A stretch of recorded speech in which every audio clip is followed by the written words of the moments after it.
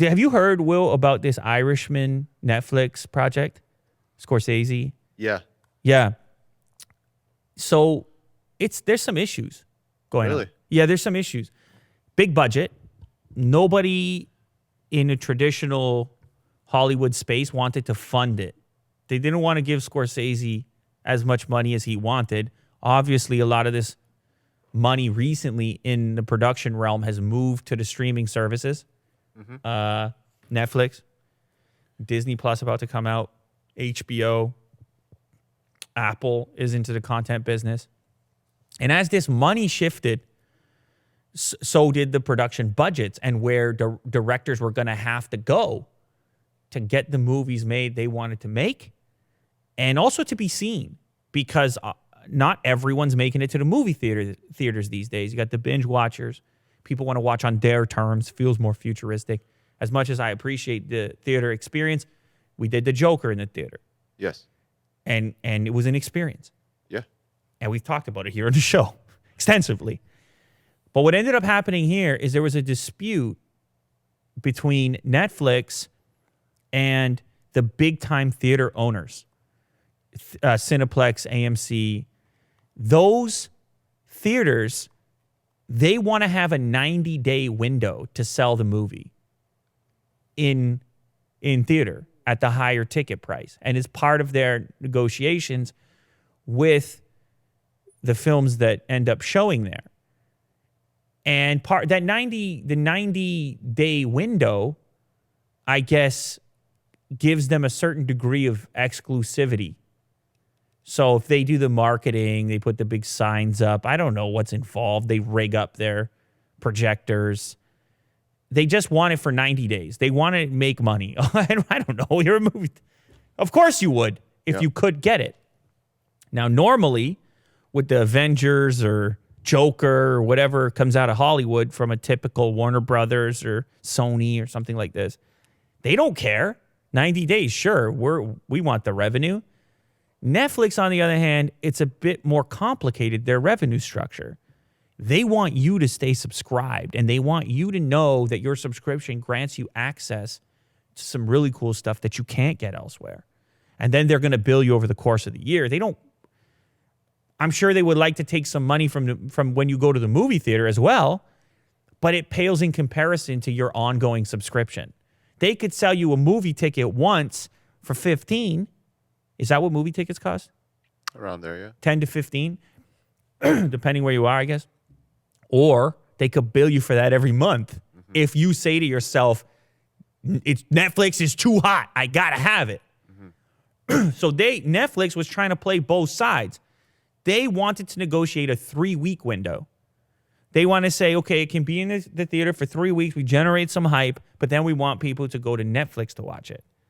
So they can't just go to the theater and then never sign up for Netflix. I guess they felt 3 weeks, everybody got something out of it. The movie theater gets to sell some tickets, and Netflix gets the promo to get the signups in the future. Well, the movie theaters, the big ones, collectively said, no, thank you. We're not going to bend to you. They wanted the 90 days. They wanted the 90 days, and they stood by it. I don't know how close the negotiations got. Maybe they got to 60 days, and Netflix stuck on 3 weeks. I don't know. But the outcome here is that this movie is now no longer launching in the big cinemas. You will not see it in most cinemas. It's a handful of cinemas now, independent of the big brands. So here in Toronto, you have to see it at TIFF Lightbox, which I might have to do that. It's on the 9th, I believe. In New York, it's a couple of different theaters. And in Los Angeles, it's a couple. You'll have to check your... In many cities, you probably won't get to see it at all. You'll just have to wait for the Netflix release, which is at the end of this month. Okay. But a very interesting look into the shifting dynamics of how we interact with content, even big budget, typical, traditional Hollywood content. This is a $160 million movie. You're talking about Martin Scorsese. You're talking about Robert De Niro. You're talking about Al Pacino. This is the kind of thing that Hollywood used to do frequently and really well. Maybe not 160 million. Now, if you want to make that film, and Scorsese said this on record, that, hey, I don't mind it not being in theaters. I want to make the film I want to make, and I need this budget to do it. Was more important to him than having a widespread release. He wanted the film to be what he wanted it to be. Now, the conversation becomes, with this limited release, Netflix's marketing potential, their budgets, their reach. Is this good or bad for Netflix? That's what's hard for me to figure out, because obviously you want to be in movie theaters, so people start talking about it. Maybe you win, what do you win? An Academy Award. Mm-hmm. But at the same time, now that you can't see it in movie theaters, is there like a groundswell that starts where people say you got to get it on Netflix, and then everybody signs up because you got the hot new Scorsese film on Netflix? That could happen too. So it could go either way for them. I actually think who loses in this scenario is the theaters. I understand them saying, look, we got to hold our ground. We put this same stipulation for everybody we do business with. And they're probably seeing the writing on the wall. If we don't protect these structures here, are they going to need us in the future with these big releases? Because they're cut out completely. Mm-hmm. I just think they probably should have compromised. Met in the middle, do the 3 weeks. At least you get the best of both. Because now they're cut out completely, and we're going to get to see possibly a very successful project that they don't participate in any way. And more people are going to miss out on the opportunity to see it in the big format. Mm-hmm. And they're going to just watch it, hopefully not on their phone screens. Maybe on the TV at least.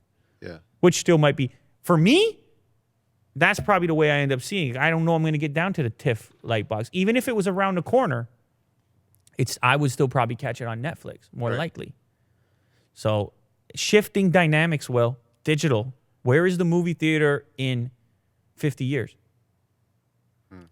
20 years. I don't know. Yeah, who knows? It's got to tell you something that none of the big players were willing to give Scorsese $159 million. It's got to tell you something. Yeah.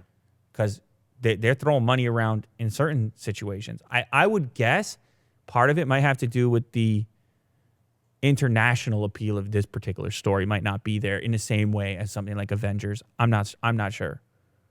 So a lot of the big production companies, the Warner Brothers and whatever else, they want to make sure it tests well globally. They're trying to get that international box office as well. Mm-hmm. So you're going to catch it or what? I would like to see it in theaters. I mean, it's a whole experience. So you have to go to TIFF then? Yeah. Downtown? I'm not going to. Yes, exactly. So you'll catch it on Netflix. Yeah. Kirk? Well, how will Netflix gauge whether the movie's a success? Like at the box office? No, it won't be a box office thing. So Kirk asked how Netflix will gauge whether or not this movie's a success. They're going to look at new subscriptions.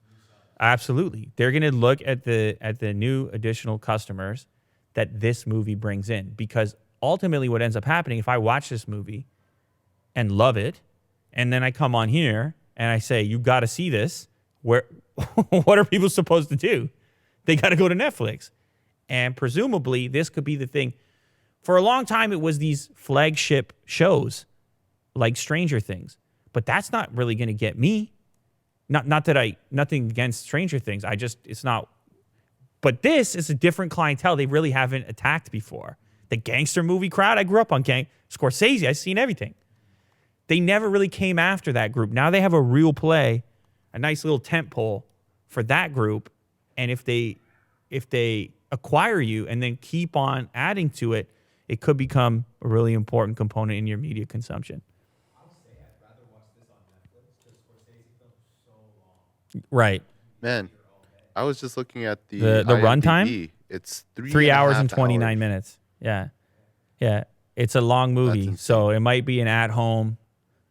Maybe that's another reason why Scorsese was cool with the limited release and the Netflix. Maybe he thinks it's better enjoyed at home. I don't know. Maybe. I doubt that. He's a movie guy. I doubt that. He probably wants you in your seat 3.5 hours straight, loving every second of it. And I could do it. I'll tell you what, I could do it. Maybe I'll make the trek down to the private theater.